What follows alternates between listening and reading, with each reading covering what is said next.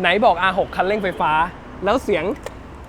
ที่อยู่ใต้ถังเนี่ยกับสายคันเร่งมันมายังไง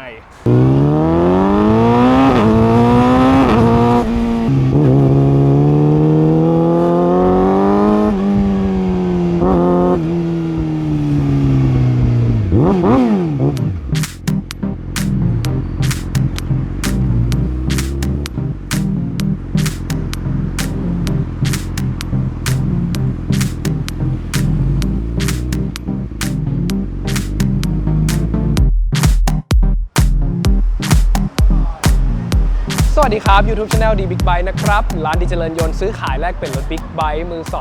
2อยากดู R6 จังหู้มาแล้วนะครับวันนี้จัดคลิปให้ทุกคนดูแล้วกันเมื่อวานเบี้ยวคลิปไป1วันนะครับ โอเคพามาชมนะครับคันนี้ Yamaha YZF R6 ตอนแรกผมก็ลังเลอยู่ว่าจะทำคลิปอะไรยังไงดีนะครับจริงๆเมื่อวานไม่ได้ไปไหนเราก็นั่งคิดอยู่ว่าจะทำยังไงกับมันดีเพราะว่าเรื่องเมื่อประมาณช่วงสงกรานต์แล้วกันถ้าเกิดใครที่ติดตามกันมาตั้งแต่ช่วงตอนนั้นนะครับผมเคยมีทำ Yamaha R6 หรือเจ้า R6 เนี่ยสีดำไปใช้คำว่าหลายประมาณ3-4 คลิปได้โดยประมาณนะครับยอดวิวรวมๆกันประมาณเป็นล้านวิวแล้วนะครับสำหรับ R6 คันดำกันนั้นก็พูดไปเกือบหมดแล้วแหละแต่วันนี้ขออนุญาตพามาชมในส่วนที่ 3-4 คลิปนั้นไม่มีแล้วกันผมพยายามทำกันบ้านให้มันลึกลงไปนะครับเอาใจคนที่อยากดูรายละเอียดลึกๆเกี่ยวกับเจ้าตัว Yamaha R6 นะครับอย่างที่เกริ่นไปช่วงไตเติ้ลนะครับทำไมไปอ่านสเปคแล้วคันเร่งไฟฟ้าทำไมมันมีเสียงกรึบกรับนะครับจริงๆอ่ะเวลาหลักการเบื้องต้นนะครับโอเคถ้าเกิดยังไม่ดูเรื่องสเปคชีทหรือว่าดูที่เขาขายนะเปิดตัวอะไรก็ว่านไปเนี่ยจะดูว่าคันเร่งไฟฟ้าไม่คันเร่งไฟฟ้าเนี่ยมันดูได้เบื้องต้นในการบิดคันเร่งนะครับถ้าเราบิดในขณะที่ดับรถนะครับกุญแจดึงออกมาเลยนะแล้วบิดคันเร่งเนี่ย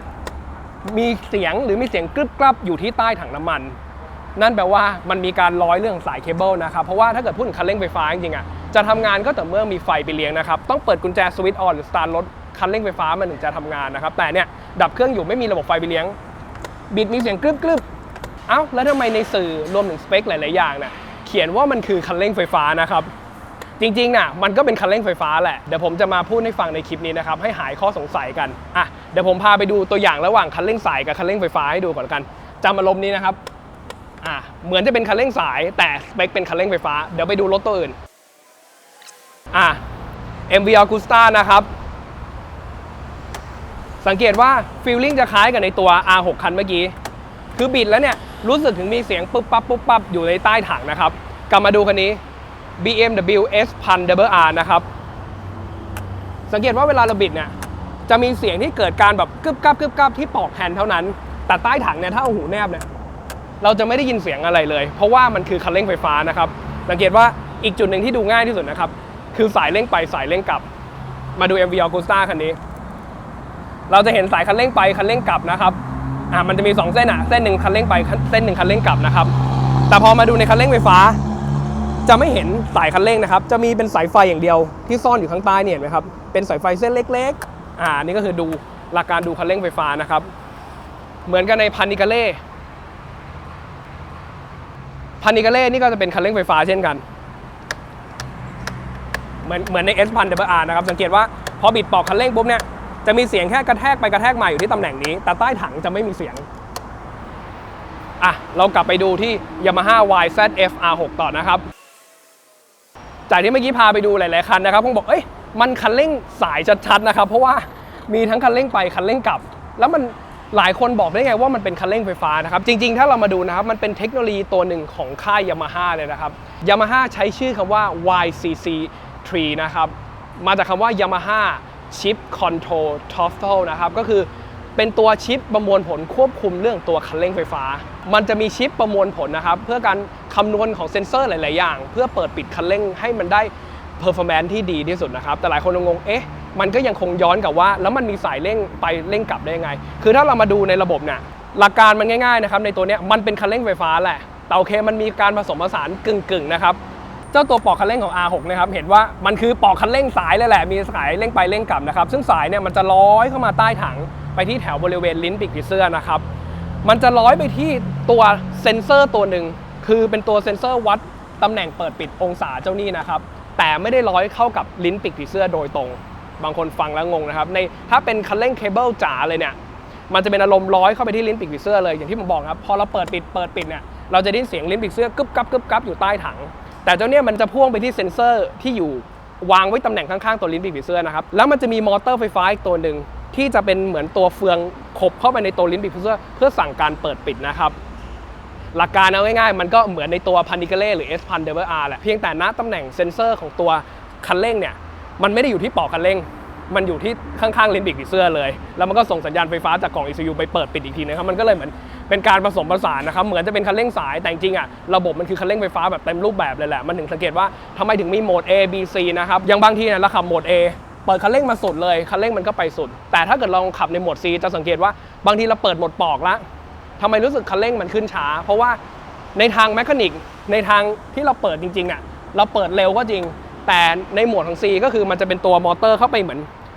บังคับให้เปิดตัวลิ้นปีกผีเสื้อช้าทำให้การตอบสนองมันน้อยลงนะครับถามว่าด้วยเหตุการณ์ว่าอะไรบางทีเราอาจจะขี่ลุยฝนบางทีเราเผลอตกใจหรือเปิดคันเร่งแรงเกินไปล้อหลังอาจจะสลิปมันก็เป็นไปได้กับอีกตัวหนึ่งคือเป็นการคุมเรื่อง traction control นะครับเหมือนกัน traction control เนี่ยบางทีเราจะยกล้อพอล้อยกปุ๊บถ้าเป็นรถที่มี traction control น่าจะตัดตุ๊บทันทีเลยถามว่ามันตัดตุ๊บในที่นี้คืออะไรในรถยุคก่อนจะเป็นการตัดไฟจุดระเบิดนะครับบางทีตัดตุ๊บแบบหน้าทิ่มแบบบางทีเราแบบเสียจังหวะไปเลยนะครับแต่ในรถยุคใหม่ๆที่มันเป็นคันเร่งไฟฟ้าจังหวะที่เอาง่ายเปิดคันเร่งมาล้อหน้ามีการลอยขึ้นมานิดนึงคือความเร็วล้อหน้ามันหมุนไม่สัมพันธ์กับล้อหลังหมุนช้ากว่าล้อหลังเมื่อไหร่ตัวลิ้นปีกผีเสื้อที่เป็นไฟฟ้าควบคุมเนี่ยมันจะปิดต่ำลงมาเองโดยที่ไม่ได้เป็นการตัดไฟจุดระเบิดเหมือนในยุคเก่าทำให้บางทีเนี่ยเราไม่ได้ปิด traction control เราเปิดคันเร่งแรงเกินไปมันก็จะตัดลงมาอย่างนุ่มนวลนะครับนี่ก็คือเป็น traction ของรุ่นใหม่ๆที่เขานั่งทำงานได้ดีกว่าสมัยก่อนเยอะนะครับก็นี่ก็เลยเป็นอารมณ์แบบประมาณว่ามันเป็นการผสมผสานแล้วกันซึ่งข้อดีอย่างเงี้ยถามว่าดีไหมมีคันเร่งไปคันเร่งกลับ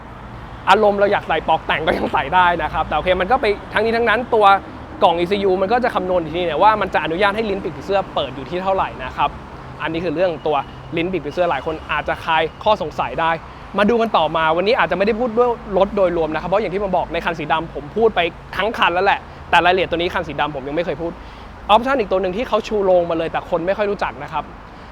เมื่อกี้พูดไปละ YCCT Yamaha Chip Control Throttle นะครับกับอีกตัวหนึ่ง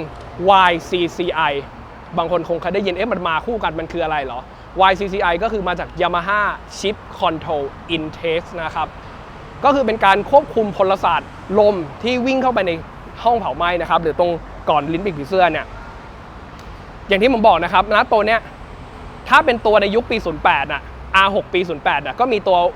YCCI เรียบร้อยแล้วล่ะแต่ในยุคนั้นมันจะเป็นตัวปากแตกสไลด์แต่คันนี้ผมบอกตามตรงผมยังไม่มีโอกาสได้ลื้อเพราะยังไม่กล้าลื้อนะครับเพราะรถมันใหม่มากจริงเพราะว่ามันยังมีเรื่องวารันตีหลายๆอย่างของศูนย์อยู่ไม่อยากจะไปเปิดมัน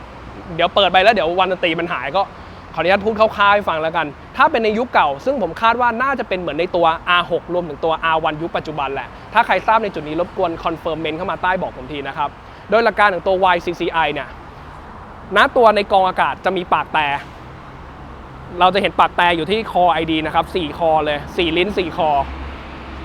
ปากแต่เนี่ยมันจะมีปากแต่สั้นกับปากแต่ยาวในยุคสมัยเก่าที่เราแต่งรถเนี่ยเราจะเลือกเลยว่าเราอยากได้ performance ในช่วงรอบต่ำหรืออยากได้ performance ในช่วงรอบสูงปากแต่ยาวก็จะได้อีกช่วงหนึ่งปากแต่สั้นก็ได้อีกช่วงหนึ่งเราต้องเลือกอย่างใดอย่างหนึ่งแต่ในยุคของตัว YCCI ตัวปากแต่จะเป็นสไลด์ซ้อนปากแต่นะครับในจังหวะที่ปากแต่ปิดสนิทมันจะกลายเป็นปากแต่ที่ยาวแต่พอมันมีอยู่ช่วงหนึ่งคือกล่องมันจะมีการคำนวณช่วงรอบ RPM นะครับปากแต่จะยกขึ้นมาเพื่อให้ปากแต่มันกลายเป็นปากแต่สั้นมันเหมือนเป็นการเรียงพลศาสตร์ลมที่เข้าไปในเครื่องทำให้การตอบสนองเครื่องยนต์มันดีขึ้นมันก็เลยเป็นอีกเทคโนโลยีซึ่งถ้าไปดูในวิดีโอทีเซอร์ล่าสุดนะครับถ้าเกิดใครที่ติดตามข่าวของดูคติขอแทรกไปดูคตินิดนึงเครื่องยนต์ Box Desmo Sedici Stradale ในตัว V4 ในพันดิกาเล่เนี่ยจะสังเกตว่าก็จะมีเทคโนโลยีตัวนี้เหมือนกันที่มันเป็นปากแต่สไลด์ครับขึ้นล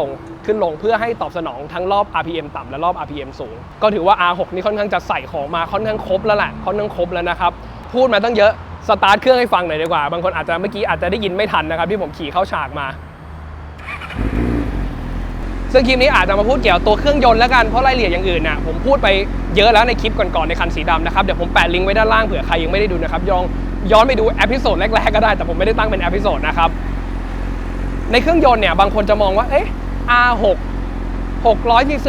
แรงม้าแค่100 กว่าตัวแรงม้าบางทีเอามาเทียบเท่าเนี่ย จะเทียบกับพวกคลาส800ใน Naked ค่ายอื่นเลยก็ว่าได้นะครับ120กว่าตัวอาจจะดูแล้วมันไม่ค่อยเยอะนะครับแต่จริงๆอ่ะคำว่าแรงม้าสูงสุดนะนั่นแปลว่าคุยกันบนไดโน่แล้วกันการลากเลนไลน์ปื๊ดลากไป 13,000 รอบ 14,000 รอบเนี่ยเพื่อให้แตะแรงม้าสูงสุดแต่จริงๆถามว่าการใช้งานจริงๆอ่ะถ้าเราไม่ได้ใช้ในสนามแบบอารมณ์แบบทางถนนโล่งๆทางตรงโล่งๆแล้วก็ผู้ร่วมทาง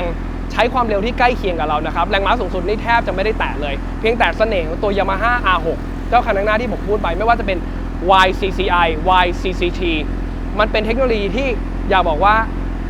ค่ายอื่นยังไม่ค่อยมียกเว้นดูคติที่ว่ามาเมื่อกี้นะครับก็ถือว่าโอเคในช่วงที่ไม่ได้ถึงแรงม้าสูงสุดในช่วงแรงบิดการตอบสนองเครื่องยนต์ performance เครื่องยนต์มันทำได้ดีมากๆกับคำว่า600 cc นะครับถือว่าเป็นรถที่ขับสนุกรุ่นหนึ่งที่ขับสนุกแล้วไม่ต้องบอกก็รู้แหละว่าสังเกตว่า Yamaha 6เป็นรถที่ค่อนข้างเป็นที่นิยมเยอะพอสมควรนะครับในช่วงนี้มีคนเรียกร้องขอดู R6 เยอะผมทำคลิป R1 คนยังไม่ดูเท่า R6 เลยว่าตามจริงนะครับอ่ะเบิ้ลเครื่องให้ฟังหน่อย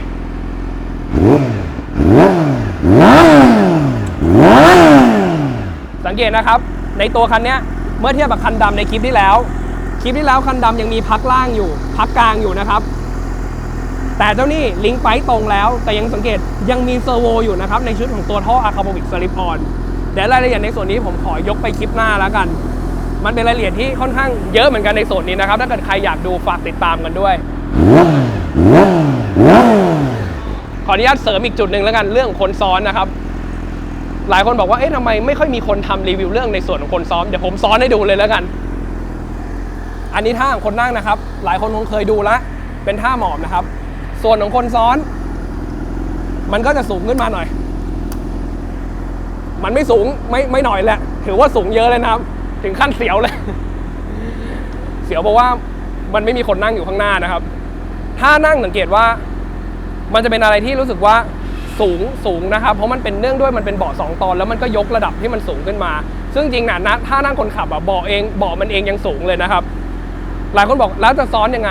ไอ้ท่าจับเอวบอกเลยจะเป็นท่าที่ลำบากมาก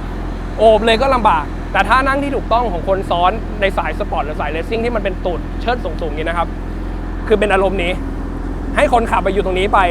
อย่าไปโอบเอวนะครับเพราะถ้าโอบเอวเนี่ยบางทีเราอาจจะเมื่อยมันเมื่อยเลยแหละเราจะปวดหลังนะครับให้ค้ำอย่างนี้ช่วยนิดนึงจะทำให้ท่านั่งเนี่ยมันสบายขึ้นวิ่งทางไกลเราจะสบายขึ้นนะครับมันก็ถือว่าเป็นเทคนิคไม่ใช่เทคนิคแหละมันเป็นเบสิกพื้นฐานนะใครได้เคยอบรมนะครับมันจะดีกว่าจับไหล่นี่ผมไม่แนะนำนะครับเพราะว่าบางทีจะทำให้คนขับมันเสียจังหวะได้และอึดอัดนะครับโอบเอวบอกเลยนะโอบเอวก็ได้ไหมได้รักกันมากก็กอดไปเลยแต่บอกได้เลยว่ามันจะเมื่อยปวดหลังเพราะเราจะอยู่ท่านี้น้ำหนักเราจะทิ้งไปที่กลางหลังเลยแต่ถ้าท่าเนี่ยน้ำหนักส่วนหนึ่งมันจะช่วยมาที่ปลายนิ้วนะครับทำให้เราไม่เหนื่อยมากอันนี้ก็เป็นเทคนิคนิดนึงแล้วกันพามาชมในส่วนของคนซ้อนนะครับโอเคยังไงวันนี้ขออนุญาตโดยประมาณแล้วกันนะครับเหมือนเดิมใครอยากเสนอข้อมูลมาแบ่งปันกันใต้คอมเมนต์ใน YouTube Channel D Big Bike ได้เลยนะครับฝากไลค์ฝากแชร์ฝาก Subscribe YouTube Channel D Big Bike และอย่าลืมกดสั่นกระดิ่งข้างๆผม Subscribe นะครับจะได้มีแจ้งเตือนเวลาผมลงคลิปใหม่นะครับจะได้ไม่พลาดคลิปใหม่ๆวันนี้ผมขออนุญาตเท่านี้ก่อนวันหน้ามีเรื่องราวดีผมมาอัปเดตให้เรื่อยๆเหมือนกันนะครับขับขี่ปลอดภัยทุกท่านครับสวัสดีครับ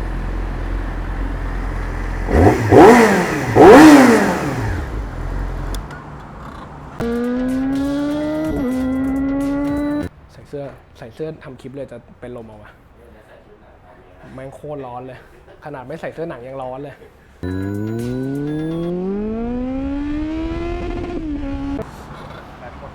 ร้อนสาย